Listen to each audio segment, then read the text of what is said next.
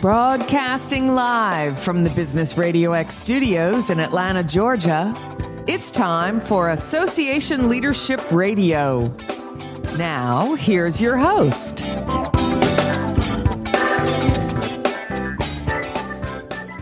Lee Kantor here, another episode of Association Leadership Radio, and this is going to be a good one.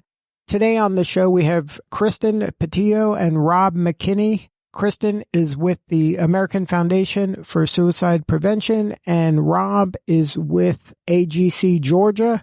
Welcome, both of you. Thanks so much. Well, before we get too far into things, why don't you lead off, Kristen, and tell us a little bit about yourself and your association? Yes, sure. So I am the area director with American Foundation for Suicide Prevention, and I have the privilege of serving the state of Georgia in that capacity. And our focus, while in a national nonprofit, we have chapters in every state. So I am, as I said, leading things off for Georgia with a mission to save lives and bring hope to those that are affected by suicide. And Rob? Hey, it's good to be here, Lee. My name is Rob McKinney, and I am the Director of Safety Services for the AGC Georgia, which is also referred to as the Associated General Contractors.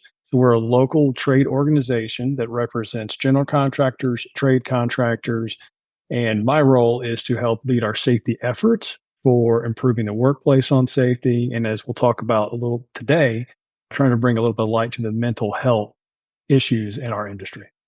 And speaking of those mental health issues, together, I guess you're working on the Georgia Mental Health Alliance and a specific initiative of nurturing the mental health of Georgia workers. Can you talk a little bit about that, Rob? Absolutely. It's an honor for the AGC Georgia to participate in this alliance. My understanding is the alliance was originally created between the local OSHA offices and the Georgia Department of Public Health. They started this back in the pandemic days, believe it or not. And it's grown quite a bit since then, where organizations such as the one Kristen is coming from at the American Foundation for Suicide Prevention, we added 4 new signatories, I believe, on Friday, along with the AGC, to try and bring different parts of the industry together. It's hard to talk about what's sometimes considered a dark subject, but we're trying to bring positivity and light to that so people can kind of look at the issues in a new way, but more importantly, provide resources and tools that hopefully can help people that might be in need, if that makes sense. And is this an example of a way or ways that associations that have obviously different kind of objectives, but they can come together when there are kind of issues or circumstances that can benefit both? I'd like to get Kristen's kind of thoughts on how maybe she plugs in with other associations because her association is so specific in its mission. Yes. So interchangeable alliance association in this conversation, if you will. And so the idea here is if other entities or businesses have complementary programs or services, resources that they can offer to kind of lock arms and address an issue, that there's strength in numbers and more power behind that. And maybe sometimes there's not crossover within those offerings. So together we have a much more broad offering to be able to address and reach and affect change as a group. Now, Kristen, what are some of the resources that maybe other associations aren't aware of that the AFSP has and that you'd be kind of willing to share or to at least collaborate with other groups?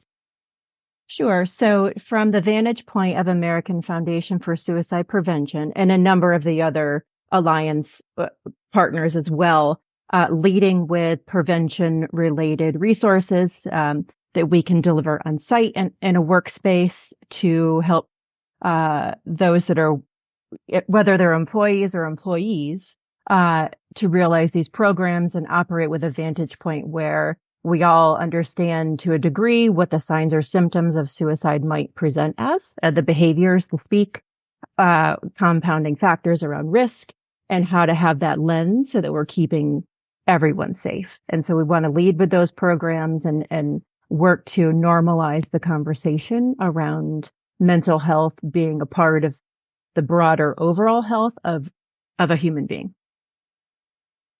And Rob, how did suicide prevention come up as a priority that this is something that your association should be kind of getting involved with? So our national part, the AGC of America, they have a safety and health committee that's been looking at this topic for several years.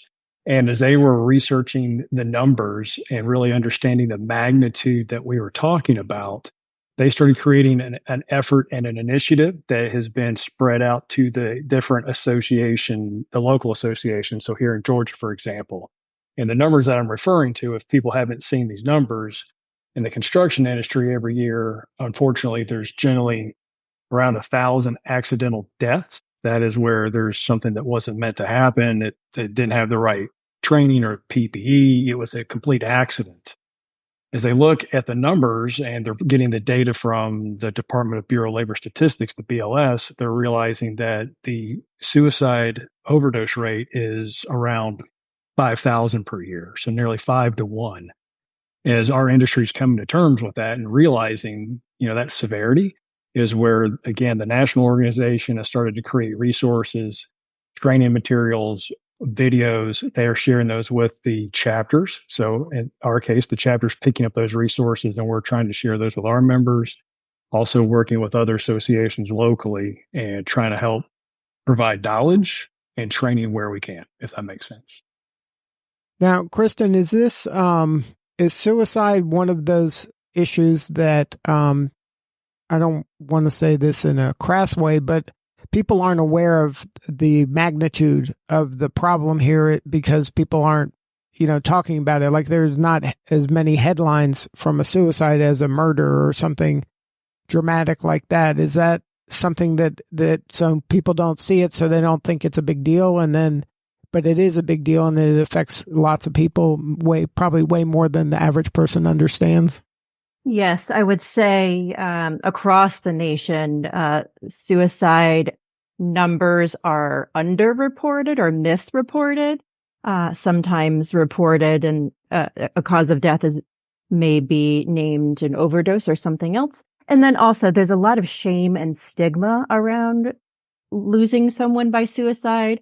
Thoughts of what did we miss or we should have known, or a lot of shame in that. And so sometimes the response is that we are going to tell everybody because now we're dealing with this very dark time and we maybe never saw it coming. And now we've got to tell others with the idea that we want to reach out to save someone else.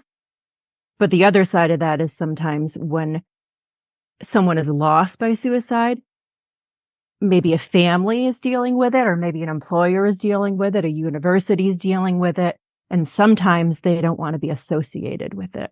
And so it's, again, normalizing that this does happen sometimes and to see yourself in it in the way of operating from a prevention lens. And really, it's every employer's responsibility to be leading with these resources and making sure that they're opening and having an inviting environment where people can reach out if they are struggling and having those resources on hand and making it safe for people to raise their hand if they're having a struggle. Now, Rob, you mentioned that suicide was 5 times the amount of deaths than just kind of workplace injuries and accidents. When you saw that number, were you like, that can't be right? Like that seemed like we spend so much time on safety, and how are we just not spending the same or 5 times the amount of time on this other area? Was that something that you were surprised by? I was definitely surprised to see that number. It is a stark contrast in the numbers, and it's hard to really think through that amount of people are in that much pain and not seeing the world the way other people do. When we talk about OSHA compliance, we talk about normal occupational health and safety, we're very focused on process, procedures, equipment. We work through engineering controls and best practices and all the way down to the last line of defense of PPE, such as boots and hard hats, where we're very focused on the body. But boy, the mind side of this, the mental side of this, that is definitely where it is, it's a gray area. And it's a struggle for the industry to kind of look and think, how can we approach this in a new way as the numbers are kind of showing, it's not exactly going the way we would like to see it. So yeah, there was definitely some sticker shock of seeing those numbers and starting to talk to more professionals and really understanding the magnitude of that number without a doubt. And then how do you kind of turn that shock into action? Like, what were some of the ways you were looking at kind of triaging this and get that number lower? Was that where these alliances and these kind of partnerships came in? For the AGC Georgia, absolutely. It was trying to understand who were professionals that study this and practice in this area. Because it is definitely, for most safety professionals, they learn OSHA regulations and worker compensation laws. They're studying something totally different. And so in the last couple of years, we've had to really look around our community, at least let's say in Georgia. And we're lucky we've got one tremendous member, a gentleman named Mike Luster, who has a business. He has been a clinician for a couple of decades. And so he is a resource that's been helping us understand the nature of what we're talking about, how to talk about it, because we've had to back up a little bit and kind of look first of, well, how do we talk to companies about this at the management executive level and really help them understand what their culture looks like for this? And one of the things that Mr. Luster's helped us try to understand better is how to create a culture that it is okay to seek help and not be such a stigma. So we're working with companies at the highest level, the leadership, the management, but also at the same time of putting materials in place that are out on job sites that any worker on a job site or in an office trailer, how can they access things a little more freely and easily? So, some technology like QR codes is a great thing that we can make posters. We can put QR codes. People can send emails. They can do things where we kind of put the information in easy to find places. So there's the cultural side of this at the company, as much as at the worker level, that we're trying to really approach it hand in hand and distribute that knowledge both directions. Now, are your members kind of grasping the severity of this and saying, "Oh, thank you, where you been? This is great," or are they kind of reluctant to apply some of these things? I'll be candid. It's a tough subject. We have some members that are leading the way tremendously, that have put a lot of effort into their programs. One that I can give a shout out to is Holder Construction. Last week at our signing ceremony, they had donated some funds for creating the image and the logo for the poster for the campaign.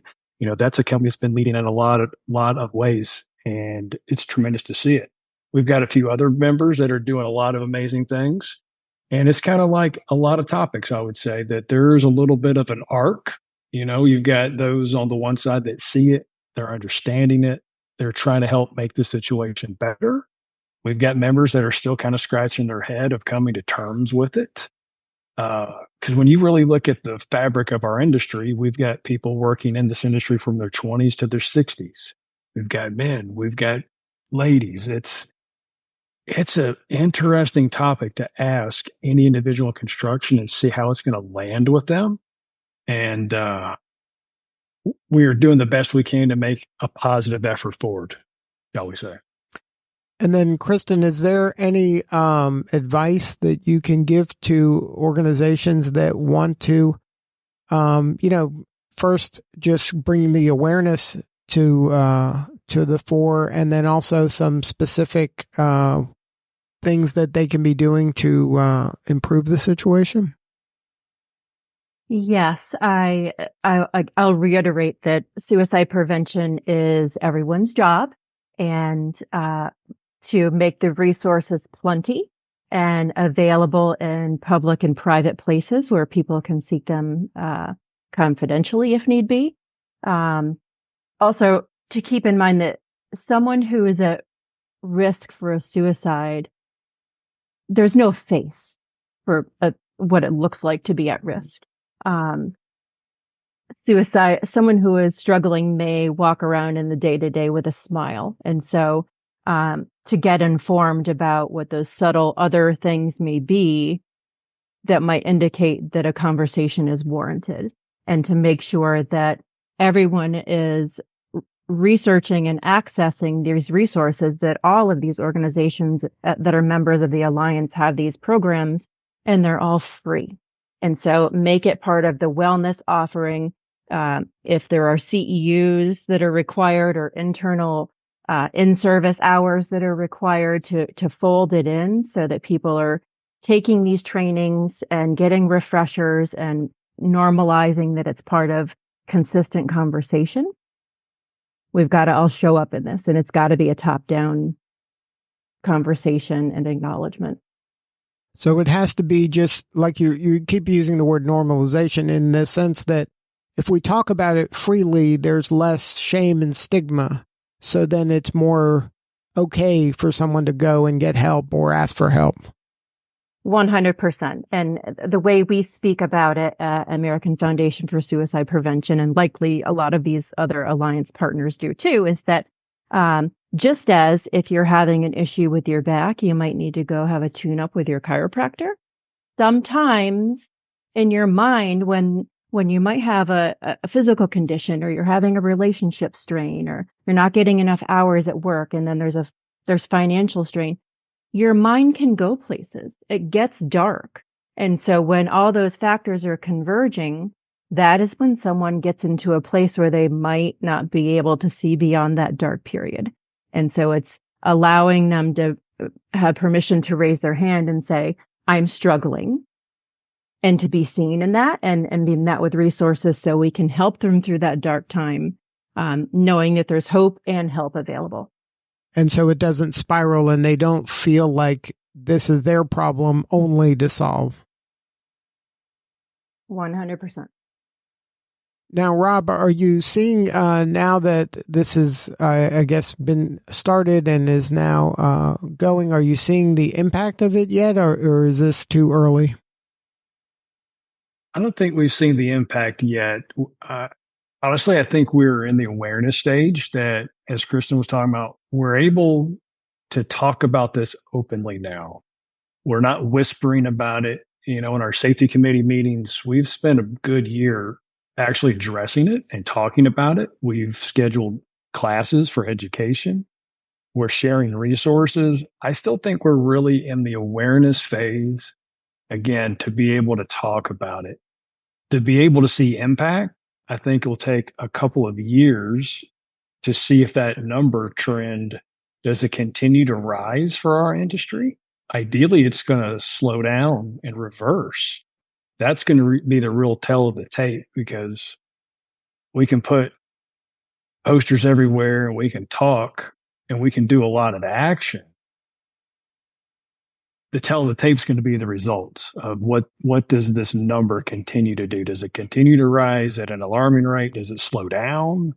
Ideally, it flattens or it drops. That's, Kristen, you may have a better insight on what those numbers look like. Of when do we think that we would see a significant impact on the numbers from all of our collective effort? It's a good question. I think, as I said, as we lock arms and try to infiltrate, if you will, and lead with these programs, and I think my hope is we'll see a change, right? And so some conversation rather than no conversation is a start, right? And so at AFSP, we lead with the idea that talk saves lives. That's the name of one of our programs. Having that conversation, reaching out to somebody you are worried about, the research literally shows that talk, that very conversation, can quite literally save a life.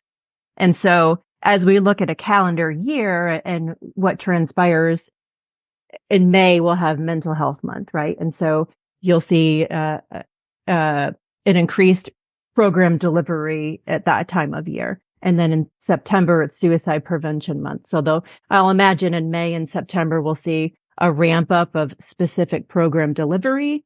And then the rest of the year, the idea is the resources are around, and then maybe we can look at some other programming to give to parents that are in those spaces that might have children.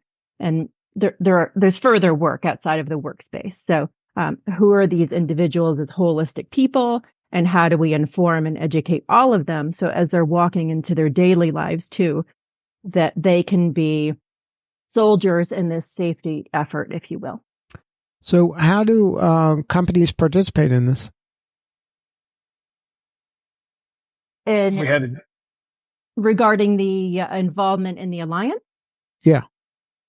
I would say there's further room at the table. And so I think we would lead through either myself or Marilyn Velez or through Rob for some next conversations around what organizations or businesses would be interested. What do they bring to the table? I see the alliance as continuing to grow as we have complementary offerings to reinforce and further our reach as we try to save more lives. Well, I'm just glad mental health's on the agenda. I think that's a big step. We're all grateful. Now, if somebody wants to learn more about either of your associations, what are the coordinates? We'll start with you, Rob. So our website, if you want to look us up, is agcga.org. And then Kristen? Our website is afsp.org. And then if you're looking for Georgia specific, it will be afsp.org/Georgia. Well, I applaud you both for the effort in trying to solve this important problem. And thank you so much for doing what you're doing. It's important and we appreciate you. Thanks so much. All right. This is Lee Kantor. We'll see y'all next time on Association Leadership Radio.